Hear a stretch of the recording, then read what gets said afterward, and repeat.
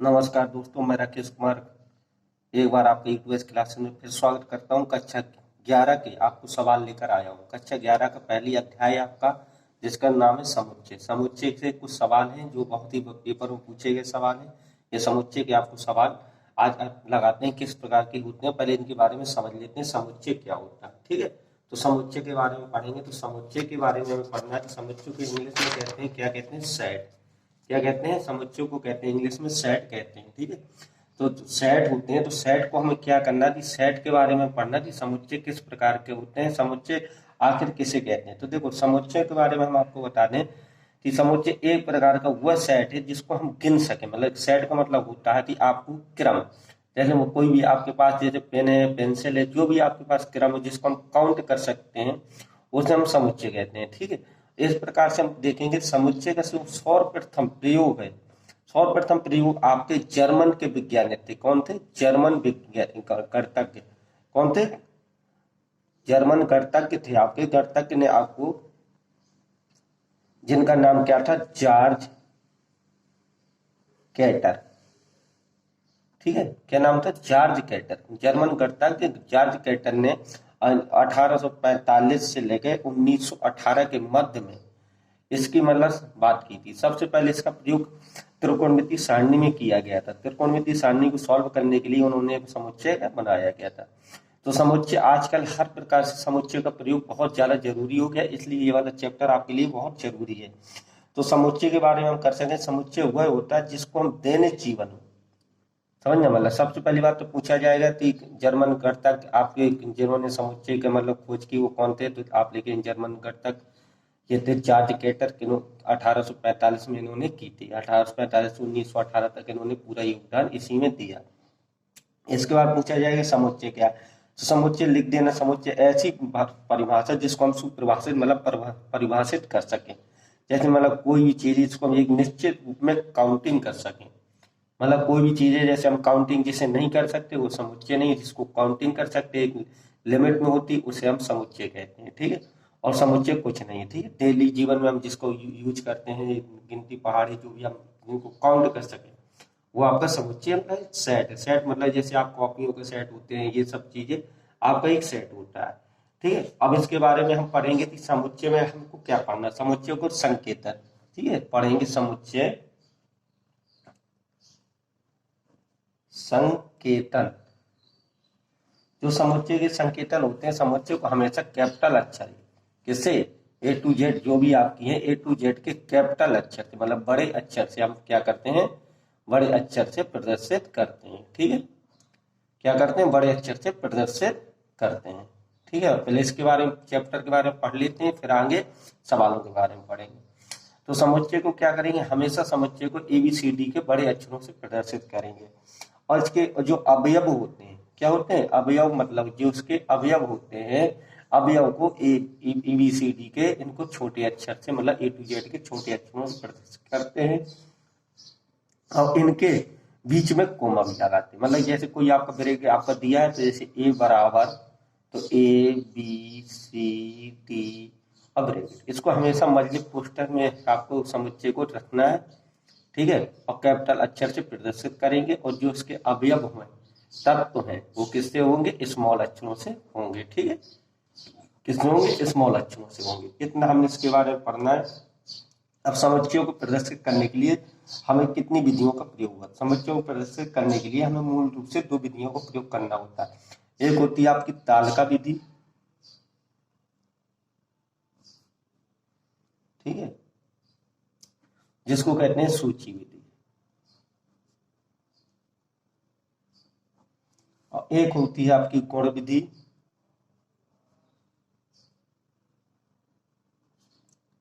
या समुच्चय निर्माण विधि।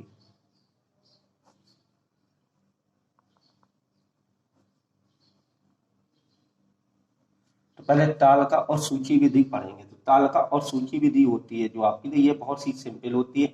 इसमें कुछ नहीं करना होता है। इसके जितने भी अवयव हैं, सब अवयव आपको मजले ब्रैकेट के अंदर रखने होंगे, ठीक है। तालिका विधि में अवयव को क्या करना होगा? मजले ब्रैकेट के अंदर रखेंगे और आपको एक कैपिटल अक्षर से प्रदर्शित करेंगे। और इसके अंदर जो भी आपकी वैल्यू होंगी उनको कोमा लगा के हम रखेंगे। ये आपकी होती है तालिका विधि, ठीक है, इसमें कुछ नहीं है, नॉर्मल विधि है।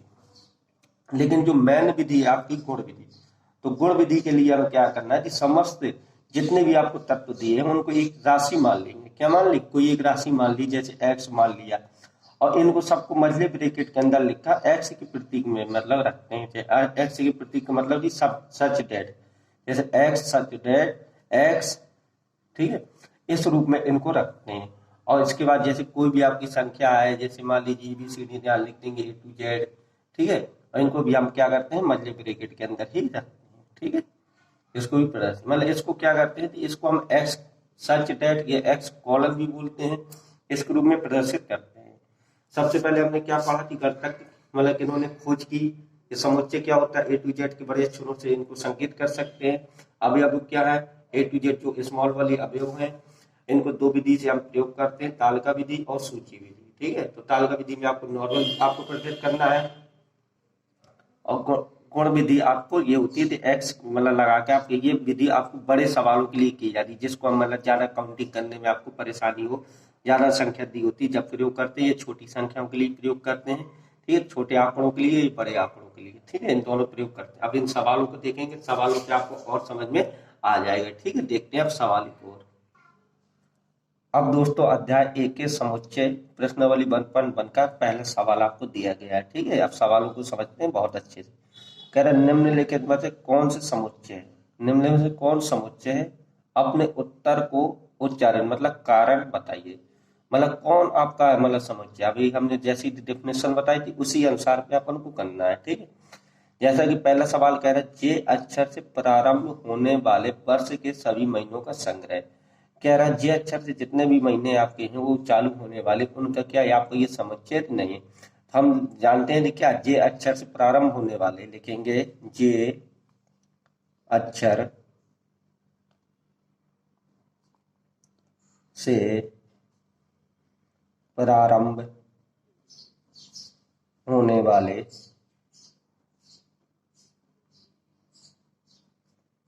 वर्ष के सभी महीनों को परिभाषित, क्या परिभाषित कर सकते हैं। क्या कर सकते हैं, परिभाषित कर सकते हैं, परिभाषित कर सकते हैं।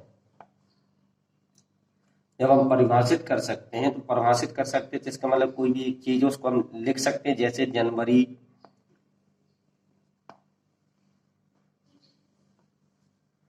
जून, जुलाई, ये क्या एक निश्चित क्रम में, जहाँ आपका ये निश्चित है तो आप समझ जाइए, जहाँ ये आपका निश्चित है तो आप समझ जाइए कि यह समुच्चय लिखेंगे। अतः यह एक समुच्चय है। क्या है, एक समुच्चय है। अब दूसरा पॉइंट कह रहा भारत के 10 सबसे अधिक प्रभावशाली लेखकों का संग्रह। तो भैया भारत के सबसे अधिक 10 साली प्रभाव मतलब भारत के जितने भी लेखक हैं उनमें से अगर कोई 10 लेखक की बात की जाए सबसे प्रभावशाली है, तो ये असंभव काम है। मतलब किसी एक को पर्टिकुलर हम ये नहीं कह सकते कि बहुत ही अच्छा लेखक रहा, क्योंकि 10 लेखकों के बारे में कहना, 1000-2000 लेखकों के नाम नहीं लिखना है। 10 लेखक मतलब इतने सारे लेखकों में 10 लेखकों के नाम किसको हम पहला नंबर दे दें, किसी को पहला नंबर या दूसरा नंबर क्रम से नहीं लिख सकते, अतः इनको परिभाषित नहीं लिख सकते। लिखेंगे भारत के 10 सबसे अधिक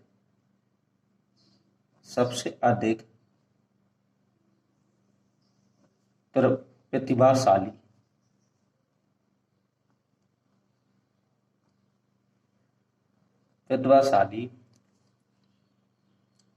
लेखकों का जो संग्रह है, लेखकों का संग्रह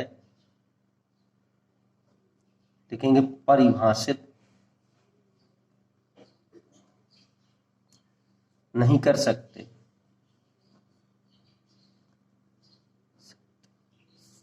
अतः यह एक समुच्चय नहीं है। क्या जो भी प्रभावशाली, भाई अगर हम तुलसीदास का नाम ले रहे तो कालिदास आपसे नाराज है, हम किसी एक का नाम नहीं ले, किसी को नाम नहीं ले सकते। ये बहुत ही अच्छा है। बहुत सारे लेखक हुए हैं, जब से दुनिया बनी है जब से आज तक लेखक ही लेखक हुए हैं। लेकिन हाँ, ये कह देता थी इतने के बीच के एक लेखक या दो लेखक, मतलब किसी एक समय निश्चित हो सकता था, आप परिभाषित कर देते। ऐसे किसी का नाम नहीं ले सकते हैं, जो आपको याद भी नहीं होंगे। बहुत सारे ऐसे लेखक हैं जो होकर चले गए, बहुत अच्छी किताबें लिख कर गए हैं। ठीक है, आप देखिए तीसरा नंबर का कह रहा, विश्व के सर्वश्रेष्ठ 11 बल्लेबाजों का संग्रह। क्या बता सकते हैं तो विश्व में सबसे अच्छा बल्लेबाज कौन है? अरे एक से एक बल्लेबाज है, हर देश के बाद एक बल्लेबाज अच्छा है। तो हम किसी एक का नाम नहीं लिख सकते हैं कि भाई ये बहुत अच्छा है, सचिन है, ग्लेन मैक्सवेल है, किसी का भी एक का नाम हम नहीं लिख सकते हैं। मतलब जहां हम क्रम ना कर सके, जिसको परिभाषित ना कर सके कि नहीं बहुत अच्छा है। ठीक है, तो जब बहुत अच्छे की बात की जाए तो हम उसमें नहीं लिख सकते हैं। ठीक है, तो कौन बहुत अच्छा है तो लिखेंगे अतः विश्व के सर्वप्रथम सर्वश्रेष्ठ 11 बल्लेबाजों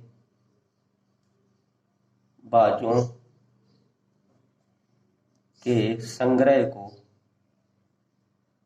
क्रम को परिभाषित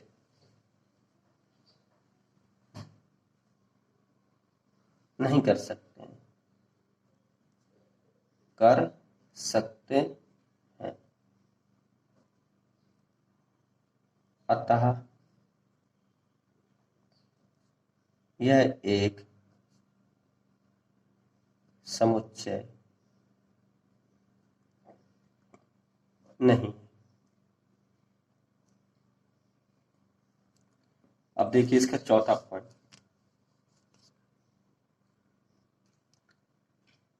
कह रहा आपकी कक्षा के सभी बालकों का संग्रह। तो आपकी कक्षा एक फिक्स है, आपकी कक्षा में क्या एक फिक्स होंगे, 40 50 60 जो भी इतने एडमिशन जितने हुए होंगे वही बच्चे आपके फिक्स, उनको क्रम भी मिला है, आपको रोल नंबर भी होगा। तो आप लिख सकते हैं आपकी कक्षा के बालक क्या है, आपके अपने कक्षा के बालकों को काउंट कर सकते हैं। पूछा जा सकते हैं आपके बालक, आपकी कक्षा में कितने बालक है, तो आप कहेंगे 40 50 जो भी होंगे आप उसको काउंट कर सकते हैं। अच्छा, ये एक समुच्चय लिखेंगे, कक्षा के सभी बालकों के संग्रह को परिभाषित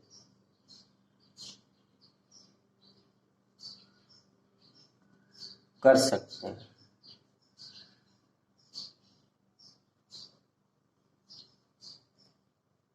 अतः यह एक समुच्चय है। क्या है ये एक समुच्चय है।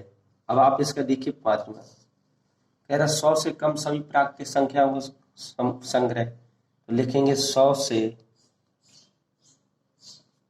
कम सभी प्राकृतिक संख्याओं का संग्रह।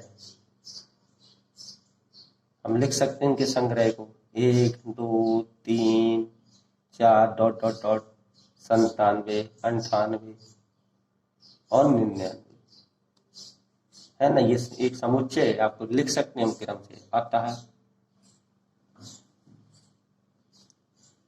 यह एक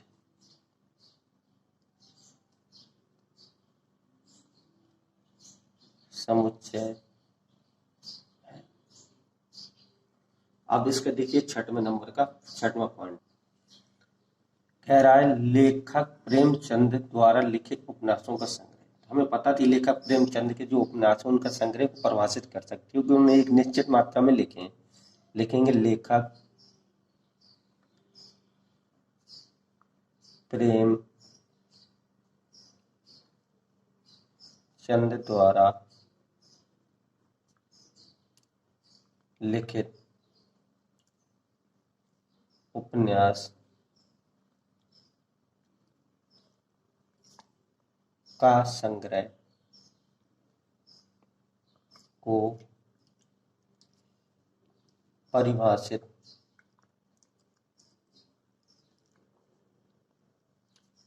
कर सकते हैं।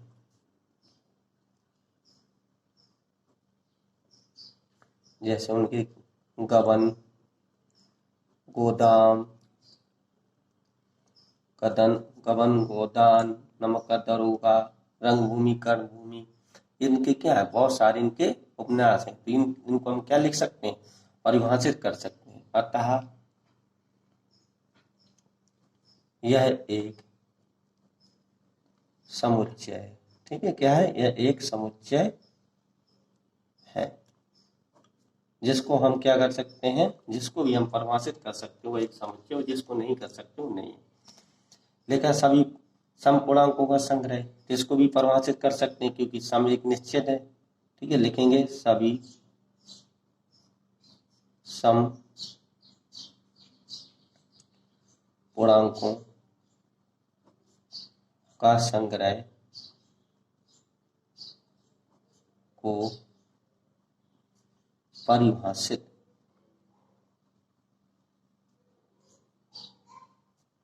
कर सकते हैं।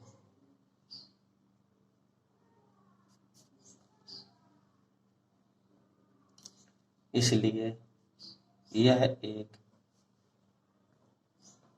समुच्चय है। यह इंग्लिश में लिखो सेट है। ठीक है, अब इसका लिखेंगे 8वां पॉइंट। कर इस अध्याय में आने वाले प्रश्नों का संग्रह। ये अध्याय जो आप पढ़ रहे हैं इसमें फिक्स क्वेश्चन है, 6, 7, 8 जो भी क्वेश्चन है इस फिक्स क्वेश्चन है, उससे ज्यादा नहीं है। ऐसा कोई भी आप किताब लेंगे, जो जिस लेखक की किताब लेंगे उसके एक फिक्स आपको मिलेंगे। अगर आपने राजू की ली तो राजू के मिलेंगे, अरियंत की ली तो अरियंत में एक आपको क्या एक फिक्स क्वेश्चन मिलेंगे। ठीक है, तो लिखेंगे इस अध्याय में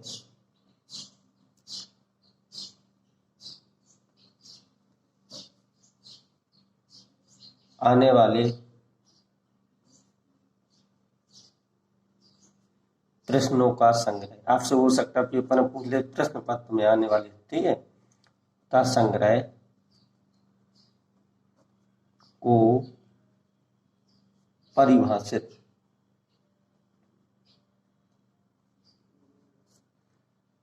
कर सकते हैं।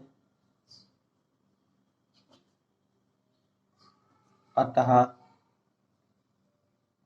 यह एक समुच्चय, क्या है, यह समुच्चय है। ठीक है, इसके बाद आपसे पूछा गया है 9वां नंबर, कह रहा विश्व के सबसे अधिक खतरनाक जानवरों का संग्रह। तो विश्व में पता है कि कौन सबसे ज्यादा खतरनाक है, कोई नहीं बता सकता है। ठीक है, सब जानवर अपने आप में खतरनाक है। लिखेंगे विश्व के सबसे अधिक खतरनाक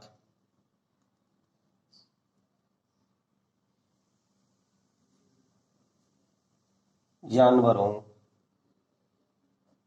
का संग्रह परिभाषित नहीं किया जा सकता।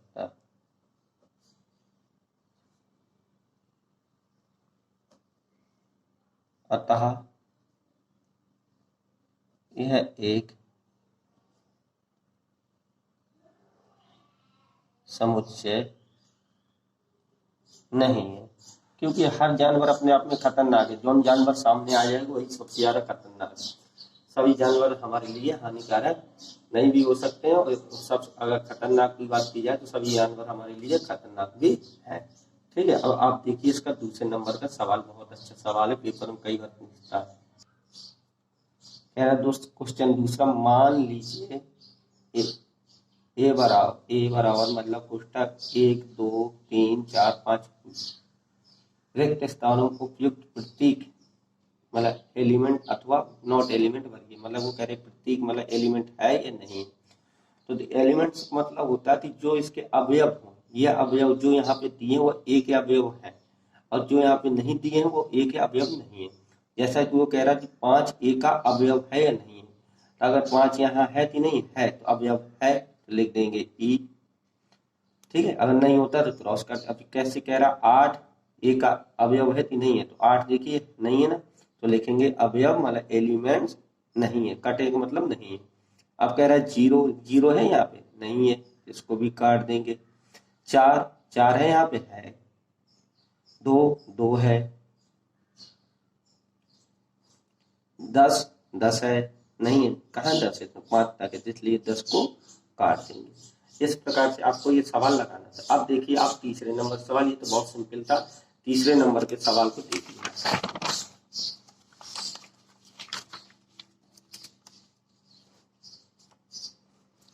कह रहा निम्नलिखित में से समुच्चयों को रोस्टर रूप मतलब कि आपको लिखना है गुण विधि। आपको क्या लिखना है, गुण विधि आपको लगाना है, ठीक है। गुण विधि या समुच्चय रूप में लिखना है, जैसे आपको दिया गया है रोस्टर रूप में लिखना है। समुच्चय को रोस्टर रूप में लिखिए, आपको दिया गया है इनको रोस्टर मतलब आपको जो पहली विधि आपको हमने बताई थी तालिका विधि या सूची विधि में आपको लिखना है। तो सूची विधि रोस्टर का मतलब होता है सूची विधि, क्या यहाँ लिख सकते हैं सूची विधि, ठीक है। सूची विधि में भी आपको लिखना है। तो जैसा कि आपसे कह रहा था ए बराबर मतलब ब्रैकेट एक्स कॉलन एक्स, मतलब एक्स कॉलन भी बोल सकते हैं सजिटेड भी बोल सकते हैं, एक्स सजिटेड एक्स एक पूर्णांक है जो, और जो -3 है वो एक्स से बड़ा है, मतलब कि जो एक्स का मान है वो -3 से बड़ा है और 7 से छोटा है। जब आपको इस प्रकार से दे तो आपको लिखना है ए बराबर मतलब ब्रैकेट किससे -2 से बड़ा है, -2 से एक्स से मतलब -3 से बड़ा है, तो -3 से बड़ा क्या होगा -2 से क्या हो जाएगा -1 फिर 0 फिर 1 फिर 2 3 4 5 6, क्योंकि ये 7 से क्या छोटा है तो 7 से ये छोटा हो गया, बस इतना लिखना था आपको। मतलब 3 से तो बड़ा है और 7 से छोटा है, ठीक है। -2 क्या है छोटा है, क्योंकि -3 आपको क्या है -3 आपका छोटी संख्या है, -2 आपकी क्या है बड़ी संख्या है, ठीक है। माइनस में उल्टा होता है बेटा, ठीक है। आप यहाँ लिखेंगे बी नंबर का, बी नंबर में आपको क्या कह रहा है, कह रहा बी बराबर एक्स कॉलन एक्स संख्या 6 से कम एक प्राकृतिक संख्या, 6 से कम प्राकृतिक संख्या, तो लिखेंगे बी बराबर ये लगा देंगे कितने 6 से कम है तो 1 2 3 4 5, 6 से कम क्या हो गई प्राकृतिक संख्या हो गई। इस प्रकार से आप लिखेंगे इसका तीसरा नंबर। कह रहा है सी बराबर कह रहा है एक्स कॉलन एक्स दो अंकों की ऐसी संख्या जिनकी प्राकृतिक संख्याएं ऐसी प्राकृतिक संख्या जिसके अंकों का योगफल 8 हो। क्या अंकों का योगफल 8 हो, तो लिखेंगे सी बराबर 1,7 8 हो गया ये, ठीक है। और दूसरा लिखेंगे आप 2,6 ये भी हो गया। तीसरा आप लिखेंगे क्या 3,5। चौथा आप लिखेंगे तो चौथे में आप क्या लिख लेंगे, चौथे में आप लिखेंगे 4 4, फिर इसमें क्या लिखेंगे 5 3, और इसमें क्या लिखेंगे 6 2, यहाँ क्या लिखेंगे 7 1, यहाँ क्या लिखेंगे 8 0। जो भी आपकी संख्या है आप देख रहे हैं इन सब का टोटल किया गया तो 8 आ रहा है। तो हमें कह रहे हैं ऐसी संख्या लिखना थी जिनके अंकों का योगफल 8 है, तो सी बराबर आपने ये लिख दिया, ठीक है। इनको लिख सकते हैं। अब लिखा है चौथे नंबर का सवाल कह रहे डी बराबर एक्स एक अभाज्य संख्या है जो कि 60 की भाजक है, मतलब कह रहे ऐसी अभाज्य संख्या लिखना जो 60 की भाजक हो, तो लिखेंगे डी बराबर तो 60 किससे कटेगा 2 से कट जाएगा और 3 से कट जाएगा और 5 से भी कट जाएगा आपका, क्योंकि क्या है अभाज्य संख्या है। और आवाज इसके बाद आपकी आवाज 7 से कटेगा नहीं, 11 से कटेगा नहीं, ठीक है, 17 से कटेगा नहीं, अब लगभग किसी से नहीं कटे, अब सभी सम संख्याओं से कटेगा। तो यही आपका क्या हो गया, अभाज्य संख्या हो गई। ठीक है। अब कह रहा है इसमें 5वें नंबर के सवाल, ऐसे सवाल बहुत बार पूछे गए सवाल हैं आपसे शब्दों वाले। कह रहे त्रिकोणमिति शब्द के सभी अक्षरों का समुच्चय। तो जब आपको कोई भी शब्द दिया हो तो ऐसा में करना, उस शब्द के बारे में हमें लिखना है और एक ही बार लिखना है। जैसे टी लिखा तो एक बार लिख लिया, आर लिखा, आर एक बार लिख लिया, आई लिखा, आई लिख लिया, ठीक है, जी लिखा, जी लिख लिया, ओ लिखा, ओ लिख लिया, एन लिखा, एन लिख लिया, ठीक है, ओ लिख गया। फिर एम लिख लीजिए, ई लिख लीजिए, टी तो कहीं लिखा नहीं, टी लिख लीजिए, टी हो गया है, सॉरी, ठीक है, टी हो गया है, आर हो गया, वाई इसको लिख लीजिए। जो भी आपको शब्द दिया गया है उन शब्दों की मीनिंग को एक बार लिखना, ऐसी कोई भी मीनिंग नहीं होनी चाहिए जो आपकी दोबारा आए। ठीक है, ऐसे आपको ये समुच्चय हो गया। इस प्रकार से आपको ये बटरफ्लाई वाला कह रहा है, ये आप देखिए इस पे एफ बराबर, मतलब ब्रैकेट लगा दीजिए, बी लिख लीजिए, ई 2 बार है तो एक बार ई लिख लीजिए, 2 बार टी है तो एक बार टी लिख लीजिए और एक बार आर लिख लीजिए। जो भी आपको शब्द दिए हैं उनको सिर्फ एक बार लिखना होगा, शब्दों को चाहे 2 बार हो 4 बार हो, एक बार लिखना है। इन्हीं शब्दों से क्योंकि मिलकर ये शब्द बने, ये आपका समुच्चय हो गया। इसी प्रकार से आप देखिए अगले सवालों को। अगर आपको अच्छे लगे हो तो वीडियो के साथ बने रहिए, लाइक करिए, सब्सक्राइब करिए और अपने ज्यादा से ज्यादा दोस्तों को अपने ग्रुप में, ज्यादा से ज्यादा ग्रुपों में अपने भेजिए, जितने भी आपके व्हाट्सएप ग्रुप हों।